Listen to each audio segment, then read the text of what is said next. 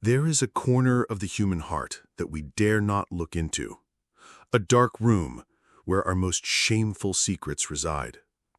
And in that room, there is a feeling we would never admit to, not even to ourselves. It is that tiny, secret, ugly flicker of satisfaction you feel when you hear that someone else has failed. The seemingly perfect friend whose marriage is falling apart. The brilliant colleague who gets passed over for a promotion. The successful rival whose business goes under. Your conscious mind, your persona, immediately performs the correct response. You offer sympathy. You say, "Oh, that's terrible." But for a fleeting, shameful moment, you felt something else. A tiny part of you felt good, a little bit of relief, a little bit of pleasure. And the guilt that follows this feeling is immediate and immense. It feels like proof of a deep, dark rottenness within you. Proof that you are, at your core, a bad person. What if I told you that this feeling, this Schadenfreude, is not proof of your inherent evil? What if it is instead a desperate and distorted message from a part of you that feels utterly powerless? Carl Jung was not afraid to look into the darkness. He understood that to be whole, we must be willing to confront all parts of ourselves, especially the ones that scare us most. This evil part of the shadow, this part that seems to rejoice in the misfortune of others, is not what it appears to be. It is a profound clue, a signpost pointing directly to your own unmet longings and your deepest feelings of inadequacy. Today, we are going to do the unthinkable. We are going to look directly at this ugly feeling, not to condemn it, but to understand it, to decode its secret, painful language. Because only by facing this darkness can we truly understand our own light. To look at this evil part of ourselves requires immense courage. It feels like admitting to a fundamental flaw in our character. But to approach this with wisdom, we must first understand that this feeling does not arise from a place of strength or malice. It arises from a place of profound weakness and pain. The secret pleasure we feel at another's misfortune is not the mark of a predator. It is the cry of a wounded ego. It is a distorted, shadowy attempt to regulate our own feelings of inadequacy and powerlessness. Let's dissect the psychological anatomy of this uncomfortable human experience. The first ingredient in the recipe for Schadenfreude is comparison. We live in a culture that is a breeding ground for comparison. Social media, our workplaces, even our family dynamics are often structured like a silent, endless competition. Who is more successful? Who is happier? Who has the perfect relationship? Who is the better parent? For the person with a fragile sense of self-worth, which includes most of us, and especially the people pleaser, this constant comparison creates a state of chronic, low-grade anxiety. We are always measuring ourselves against an impossible, curated ideal, and we always come up short. This creates a deep, often unconscious, feeling of being less than, a feeling of inadequacy. When we see someone else as having it all, the person with the perfect career, the perfect family, the perfect body, they become a living symbol of our own perceived lack. Their success does not just exist on its own. It feels like a judgment against our own failure. Their happiness feels like a spotlight on our own misery. We have, unconsciously, placed ourselves in a competitive dynamic with them. In this zero-sum game of the ego, their winning feels like our losing. This brings us to the second, crucial ingredient, a state of perceived powerlessness. We look at this perfect person, and we feel helpless to achieve what they have. Our own dreams feel distant and impossible. We feel stuck in our current circumstances. We tell ourselves a story. They have something I don't.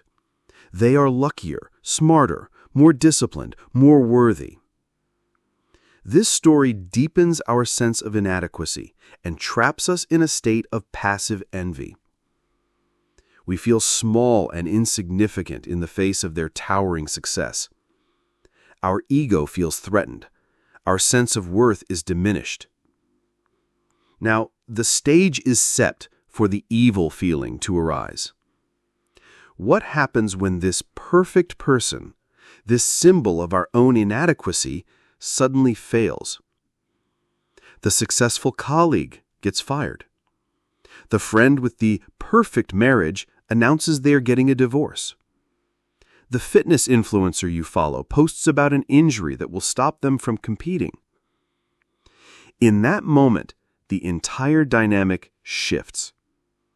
The unbearable pressure of comparison is suddenly, momentarily released. Their failure does not lift you up, but it feels like it brings them down to your level. The gap between you and them, which felt so vast and painful, suddenly closes. For a fleeting second, you don't have to feel less than. You get a temporary reprieve from your own feelings of inadequacy. And that reprieve feels good. It feels like relief. This is the secret shameful pleasure. It is not true joy. It is the joy of a prisoner who sees another prisoner's chains get a little heavier. It doesn't make his own chains any lighter, but it makes him feel less alone in his misery. Let's imagine Chloe. She has a friend from college. Let's call her Stephanie. Stephanie on social media appears to have a perfect life. A high-powered career, 2 brilliant children who excel at everything, a handsome husband, and a stunningly renovated home. Chloe, who is struggling in her own career and feeling overwhelmed by the challenges of motherhood, looks at Stephanie's life with a toxic cocktail of admiration and deep, painful envy.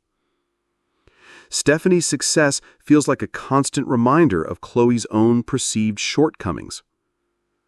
One day, Chloe learns through a mutual friend that Stephanie's perfect husband has been having an affair, and they are separating. Chloe's conscious mind, her persona, immediately feels sympathy. Oh, that's horrible, poor Stephanie.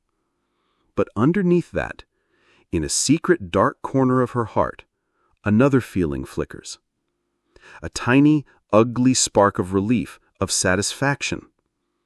The thought, which she would never say out loud, is, see, her life wasn't so perfect after all.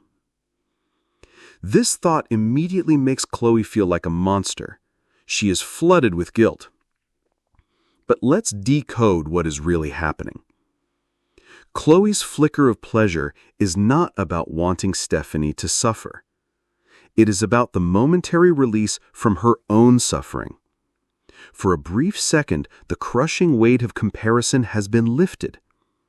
Stephanie is no longer on a pedestal. She is human. She is flawed. She is in pain, just like Chloe.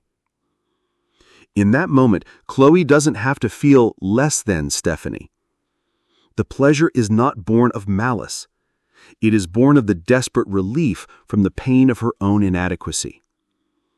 It is a shadowy, distorted attempt by her psyche to find equilibrium. It is a cry from the part of her that feels so small and so far behind. To work with this shadow is not to shame yourself for it. Shame is what keeps the shadow in the dark. The work is to bring it into the light of your own compassionate awareness. In your journal, you can ask, when I feel this secret pleasure, who is it directed at? What specific success of theirs was making me feel less than? What feeling of inadequacy or powerlessness in my own life was their success highlighting? What is this ugly feeling trying to tell me about my own secret longings and my own ungrieved pain? By asking these questions, you turn the flashlight away from the other person and back onto yourself. You start to see that this evil feeling is not a sign of your moral corruption. It is a sign of your own deep human pain. It is a messenger from the part of you that feels left behind, unseen, and unworthy. And it is only by listening to that pained part of yourself with kindness that you can begin to heal the very inadequacy that makes you rejoice in the failures of others. The secret pleasure in another's failure is the most common manifestation of this dark side of the shadow. But it is not the only one. As we venture deeper into this territory, we encounter other thoughts and fantasies that can feel even more shameful, even more indicative of our own inherent evil. Let's bring our candle into two more of these shadowy corners. The second manifestation, the cruel inner monologue. Have you ever had a thought so cutting, so cruel, that it shocked you? It often happens in moments of anger or frustration with someone you love. Your child is having a relentless tantrum, and for a fleeting second the thought, "I can't stand you," flashes through your mind. Your partner says something unintentionally hurtful, and your inner voice immediately formulates a devastating, below-the-belt insult that would bring them to their knees. You would never, ever say these things out loud. The thought alone is enough to flood you with guilt. How could I even think that about someone I love? I must be a terrible person. This cruel inner monologue is not a sign of your true character. It is the voice of your own wounded, powerless inner child, lashing out from the shadow. Remember, the good girl archetype is not allowed to express healthy, clean anger. She is not allowed to say, "Ouch, that hurt," or "I am angry and I need you to stop." Her power of self-protection has been taken away from her. So, when she feels attacked or violated, the only weapon she has left is the psychic weapon of a cruel thought. It is a desperate, impotent attempt to feel powerful in a situation where she feels completely powerless. It is the only way her psyche knows how to fight back when all other forms of fighting have been forbidden. Let's look at Jessica. Her mother often makes critical comments about her parenting style, disguised as helpful suggestions. Jessica feels a surge of anger and hurt, but she cannot express it. Her programming says she must be a good daughter and respect her mother. So she smiles and says, "Thanks for the tip, Mom." But on the drive home, her inner monologue is a raging torrent of cruelty. She thinks of all the sharp, painful things she could say about her mother's own flaws. These thoughts make her feel terrible about herself, but they are serving a psychological purpose. They are a distorted, shadowy substitute for the healthy boundaries she was unable to set in the moment. The cruelty of the thought is directly proportional to the depth of her feeling of powerlessness. The work here is not to shame yourself for having these thoughts. That only gives them more power. The work is to see them as a signal. The next time you have a shockingly cruel thought, pause. Instead of judging yourself, ask with curiosity, what feeling of powerlessness or violation just triggered this thought? What is the clean, honest, and vulnerable thing I wish I had the courage to say out loud instead? What boundary needs to be set? The cruel thought is a symptom of a suppressed truth. By uncovering the truth underneath it, you no longer need the symptom. You are learning to trade the psychic poison of a cruel thought for the clean power of an honest word. The third manifestation, fantasies of destruction and escape. This is perhaps the deepest and most frightening corner of the shadow for the overwhelmed giver. It is the secret fantasy of everything just ending. It is the thought you have when you are at your absolute breaking point, completely depleted and overwhelmed. The fantasy of a natural disaster wiping the slate clean. The fantasy of getting into your car and just driving away, leaving everything and everyone behind. The fantasy of getting a terrible illness that would finally force everyone to take care of you for a change. These thoughts feel monstrous. They feel like the epitome of selfishness and evil. How could I wish for such destruction? How could I want to abandon the people who depend on me? The guilt is immense. But once again, we must look beneath the surface of the fantasy. These are not literal desires. You do not actually want your house to burn down. You do not actually want to get sick. These are symbolic communications from a part of you that is dying. They are metaphors for a desperate, unmet need. The fantasy of destruction is not about destroying the world.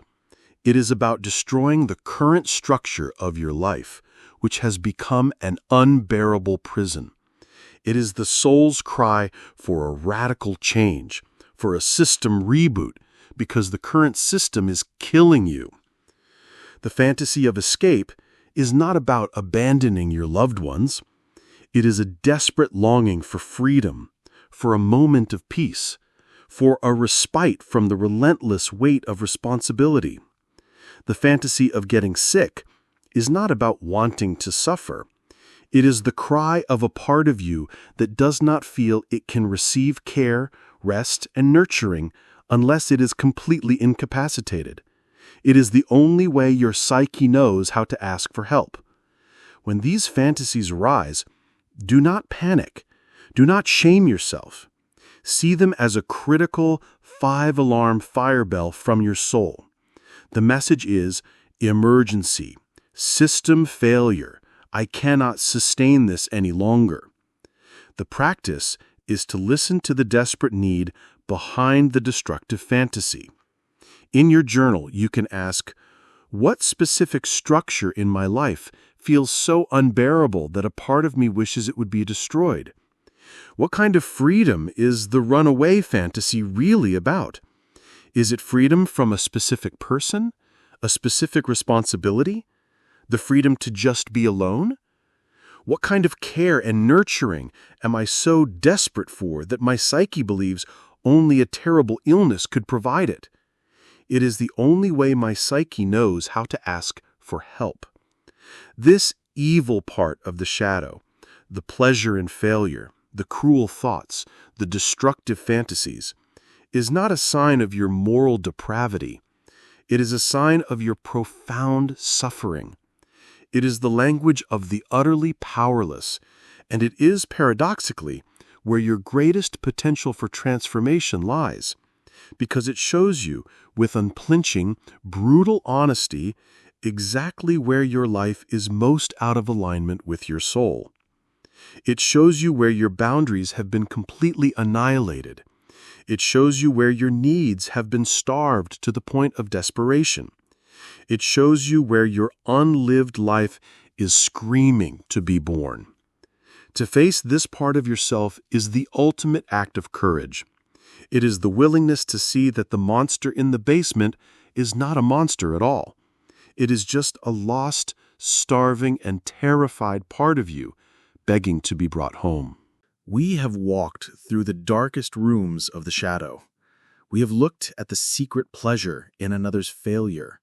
We have listened to the cruel inner monologue, and we have witnessed the fantasies of destruction. To sit with this material is not easy.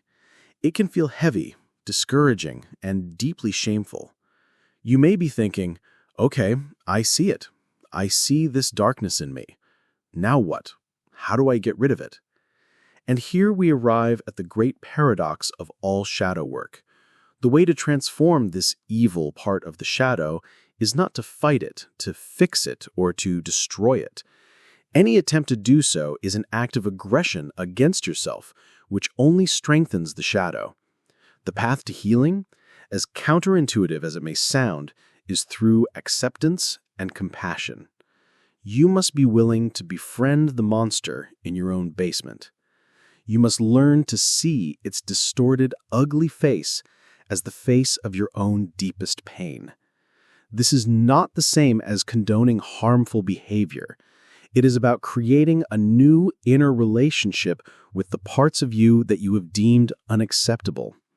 It is about moving from the stance of a harsh judge to that of a compassionate witness. This is the most advanced and most necessary skill in all of inner work. It is the practice of unconditional self-love, not as a fluffy concept, but as a courageous, moment-to-moment choice. So, how do we practice this? It begins with the tools we have already learned, but applied with a new level of depth. The practice of compassionate journaling. When you have one of these dark thoughts or feelings, a flash of Schadenfreude, a cruel inner comment, do not push it away. Do not shame yourself for it. Instead, open your journal and write a letter to that feeling. Personify it. Give it a name, if you like. The wounded one, the powerless one, the forgotten one. And begin with these words. Dear part of me that feels pleasure when others fail, I see you. I know you are there, and I am willing to listen. This is a revolutionary act. You are treating this part of you not as an enemy to be exiled, but as a lost child to be brought home. Then you allow this part to speak. You ask it questions from a place of genuine curiosity. What are you so afraid of? What do you need that you are not getting? What pain are you carrying from me? You write out the answers, letting the voice of this pained part of you fill the page. You might be shocked by the depth of the sadness, the fear, and the loneliness that emerges. You are giving your pain a voice, and in being heard, it begins to heal. The practice of somatic compassion. These dark shadow parts don't just live in our minds, they live in our bodies. The next time you have one of these feelings, pause and notice where it lands in your body. Does the cruel thought create a tightness in your chest? Does the fantasy of escape create a knot in your stomach? Does the pleasure in another's failure create a strange hot energy behind your eyes? Your practice is to simply place a warm hand on that part of your body and breathe. You are not trying to make the sensation go away. You are sending it a message of presence and kindness. You are saying non-verbally, I am here with you. I am not afraid of you. You are a part of me, and you are welcome here. This is a profound act of nervous system regulation. You are teaching the oldest, most reactive parts of your brain that you, the conscious adult, can handle this discomfort, that you are a safe container for your own pain. This practice over time reduces the intensity and frequency of these shadow outbursts because the underlying pain is finally being tended to. The practice of redirecting the energy. Once you have listened to the pain behind the evil feeling, you can begin to work with its energy constructively. Remember, your shadow holds your power. The pleasure in another's failure is a distorted signal of your own desire to feel successful and good enough. The cruel thought is a distorted signal of your own need to set a powerful boundary. The destructive fantasy is a distorted signal of your own desperate need for rest and change. The work is to take the message from the shadow and then choose a conscious, constructive action in your waking life. Let's look at Chloe one last time, feeling that flicker of satisfaction at her friend Stephanie's divorce. Old pattern, feel the pleasure, immediately feel intense guilt, and push the whole thing down, convinced she is a terrible person. New practice, compassionate witnessing. She pauses. She says to herself, okay, a part of me just felt good about that. That's interesting. I'm not going to judge it. I'm just going to get curious. Journaling. She writes a letter to the part of her that felt pleasure. She asks it, "What pain are you in? What do you need that you are not getting?" And the answer that emerges on the page is, "I'm in pain because I feel like a failure as a wife and mother. I need to feel like I'm not the only one who is struggling." She notices this realization creates an ache in her chest. She places a hand there and just breathes with it for a minute, offering herself kindness. Redirecting the energy, she asks, "What is the true need here?" The need is for a more honest and authentic connection with other women about the real struggles of marriage and motherhood. The need is to feel less alone. So what is a constructive action? Instead of secretly rejoicing in Stephanie's pain, she reaches out. She sends a simple text, "I was so sorry to hear your news. I know this must be an incredibly difficult time. I'm not going to offer any advice, but I just want you to know that I'm thinking of you and that motherhood and marriage are so much harder than anyone ever tells us. If you ever just want to sit in silence with someone who gets it, I'm here." Do you see the alchemy? She has taken the evil shadow energy, listened to its painful message, and transformed it into a genuine, authentic, and compassionate act of connection. She has met her own need to feel less alone by offering a space for someone else to feel less alone. This is the ultimate goal of shadow work. It is not to become a perfect, flawless person with no dark thoughts. It is to become a person who is so deeply and compassionately connected to their own darkness that they can use its energy to bring more light, more honesty, and more real, authentic love into the world. That is the journey from the good girl to the whole woman. Today, we have done one of the most courageous things a human being can do. We have willingly walked into the darkest room in our own psychic house. We have looked at the parts of ourselves we fear the most, the secret pleasure in another's pain, the cruel inner thoughts, the destructive fantasies. We have stared into the face of what we believe to be our own evil. And what do we find there? Not a monster. Not a fundamental corruption of our soul. We found pain. We found powerlessness. We found the desperate, distorted cries of our own unmet needs and our deepest feelings of inadequacy. We learned that the evil part of the shadow is not a sign of our badness, but a measure of our suffering. It is a loyal, if terrifying, messenger, telling us exactly where we have most profoundly abandoned ourselves. To understand this is to unlock a new dimension of self-compassion. It is to realize that the goal of this work is not to eradicate your shadow. That would be impossible, and it would leave you fractured. The goal is to integrate it. To integrate your shadow is to become strong enough and compassionate enough to hold the full reality of who you are. To acknowledge that you have, within you, the capacity for both extraordinary kindness and shocking cruelty, for both selfless love and searing envy, for both creation and destruction. This is not a flaw. This is what it means to be a whole human being. True goodness is not the absence of darkness. That is innocence, a state of naivete.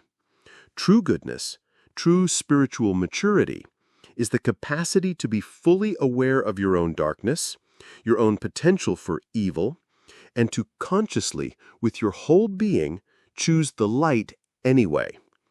It is to choose compassion when a part of you wants to judge, to choose connection when a part of you wants to rejoice in another's pain, to choose creation when a part of you fantasizes about destruction. This is a choice you can only make when you are aware that you have a choice. And that awareness comes from doing this deep, honest, and courageous shadow work. You have now been given the tools to begin this journey. You have your journal. You have your understanding of projection, of dreams, of the body's wisdom. You have the foundational practice of compassionate self-witnessing. But as you integrate your shadow, as you reclaim your anger and your needs, something else must also change. The old persona, the good girl mask, no longer fits. It was built to hide the very parts of you that you are now learning to embrace. So if the old persona must die, what takes its place? How do you learn to build a new face to show the world? A face that is not a mask to hide behind, but a transparent window to your authentic soul. A face that is both strong and vulnerable, boundaried and loving. How does the good person inside you evolve to create a more authentic, whole, and powerful self on the outside? This process of consciously crafting a new, more integrated persona is the creative and joyful next step of our work. It is the art of showing up in the world as the whole person you are becoming. And into this creative act of self-authorship, we shall venture next.